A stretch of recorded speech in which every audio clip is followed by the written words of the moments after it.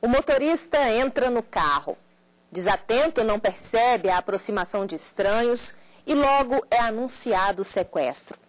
A vítima fica com os bandidos por um curto espaço de tempo, o suficiente para a realização de saques ou compras. Daí surgiu o nome sequestro relâmpago.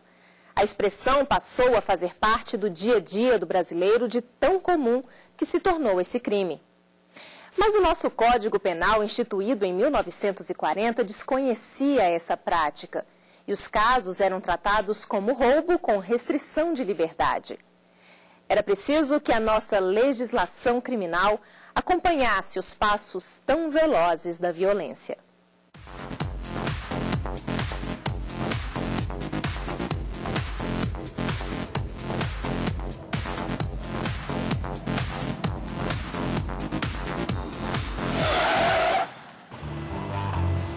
Ao assumir o volante, todo cuidado é pouco.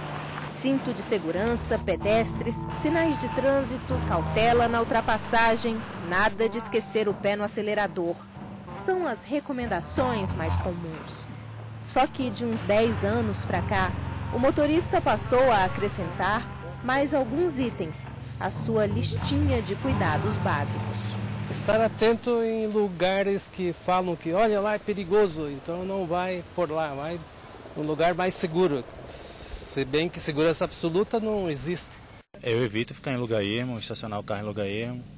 Não deixo minha esposa vir para aula à noite aqui no setor da Rádio TV Sul sozinha. Eu prefiro trazê-la e depois ir buscá-la do que ela vir estacionar por aqui, porque esse aqui à noite é muito escuro, muito esquisito, não tem policiamento nenhum.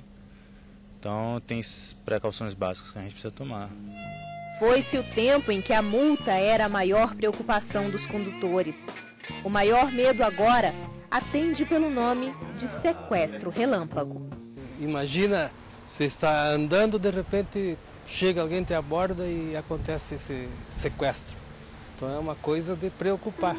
Até mesmo quando o assunto é violência, o brasileiro consegue impressionar pela criatividade. O sequestro relâmpago é uma modalidade de crime made in Brasil. O bandido priva a vítima de sua liberdade de ir e vir por um curto espaço de tempo, com o objetivo de obter alguma vantagem econômica.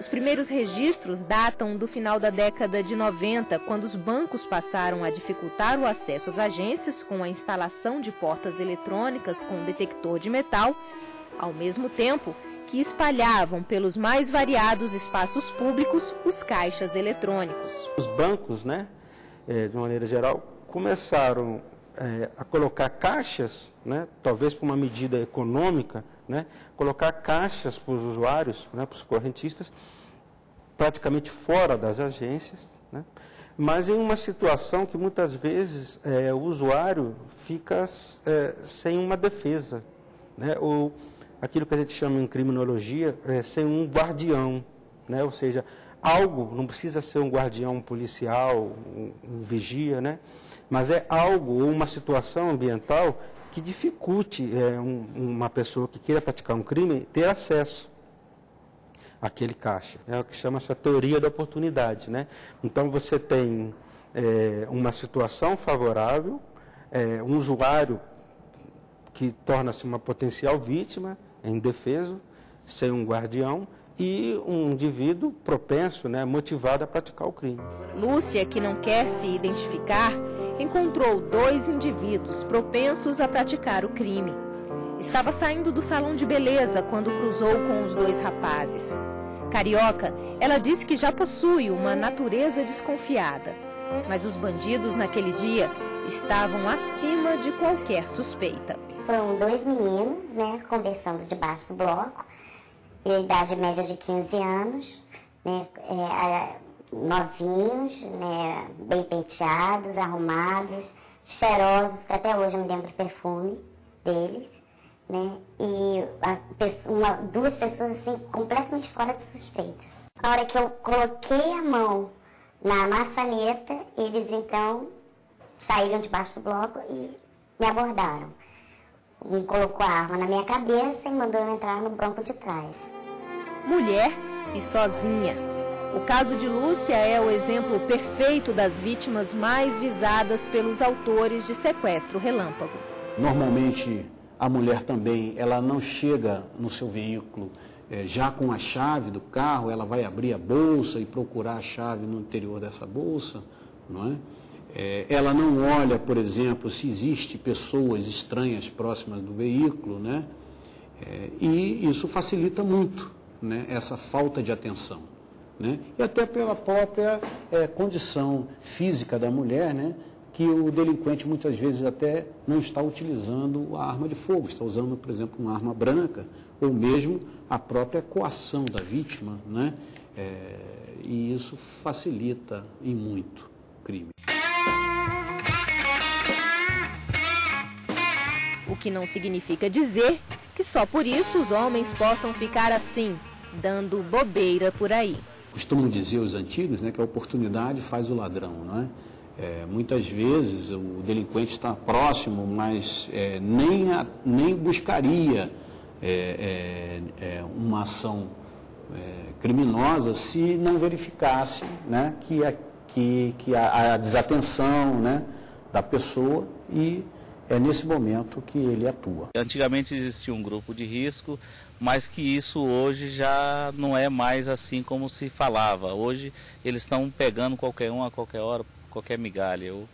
Eu acho que tem que ter procedimento, sim, tem que existir preocupação e estar de olho, atento nas informações que a polícia, que os órgãos responsáveis pela segurança pública tá mantendo, está informando. As pessoas sacam dinheiro ou verificam saldo e não estão preocupados com as pessoas que estão ali próximas, né? Então ali é o momento, né, de um criminoso identificar a sua vítima e acompanhá-la até o veículo e, a partir daí, cometer o crime de sequestro. Lúcia teve sorte. Uma das manicures do salão percebeu todo o movimento dos rapazes. Os manicures, então, já acionaram a polícia e a minha família. Foi assim, como eu falei, né? A comunidade se uniu mesmo, né, para passar o máximo de informações possível para a polícia. A inexperiência dos bandidos também ajudou. Esse que assumiu o volante não sabia dirigir direito, né? Então foi muito complicado para ele tirar o carro da vaga, tirar o carro da quadra. Acabou que jogou o carro contra o meio-fio, estourando os 2 pneus. Aí, enquanto eles estavam trocando o pneu, a polícia chegou. E a carioca, que já era desconfiada... Depois desses 2 meninos, qualquer pessoa para mim é suspeita. Aquela velhinha de 60 anos ou do menino de fralda, entendeu? É para desconfiar mesmo. Ainda não existe uma estatística oficial da ocorrência de sequestros relâmpago no país. Por ser uma modalidade nova de crime, o nosso Código Penal, que data de 1940, não previa o sequestro relâmpago e muitas vezes o delito era tipificado de forma imprópria. Algumas vezes como extorsão, outras como roubo. Em abril de 2009, o presidente Lula sancionou a lei que colocou fim a essas divergências. Agora, o sequestro relâmpago já está previsto em nosso Código Penal. Mas é crime de roubo ou extorsão? No próximo bloco você fica sabendo.